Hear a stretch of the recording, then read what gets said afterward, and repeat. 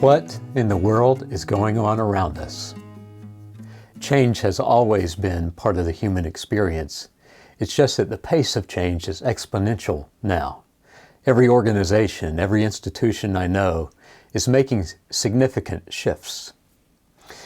We as human beings try to understand what's happening in our experience because we're meaning-making sort of creatures.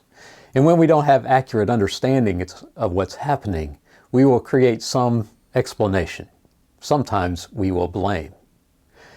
So I'm very thankful for people like Phyllis Tickle, who wrote The Great Emergence and describes the 500-year cycles of the church.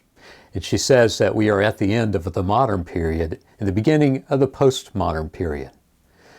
As we go about working with churches of many different denominations in various places, we recognize they are responding to these changes. And in the shift material, we've created a diagram called the Developmental Response Continuum. I wanted to invite you to consider where your church might be on that continuum. The responses tend to cluster around three areas. The first cluster is not so adaptive and not so helpful, including things like abandonment or denial or overwhelmed apathy or hyper-control or conflict. The second cluster are more helpful. They include things like responses like trying harder, like quality improvement, like spiritualizing. These are more helpful. And yet the third cluster is the most adaptive for congregations. That begins with letting go, giving themselves permission to let go of church as we have known it and start to embrace church as it is becoming.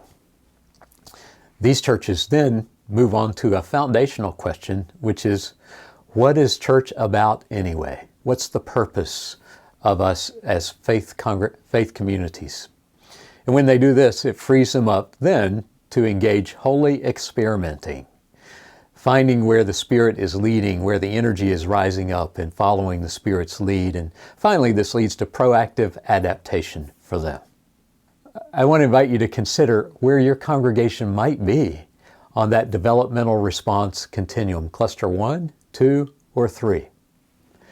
And finally, I would say, I don't know about you, but there's no way I want to miss out in participating in the unfolding of God's kingdom in our world.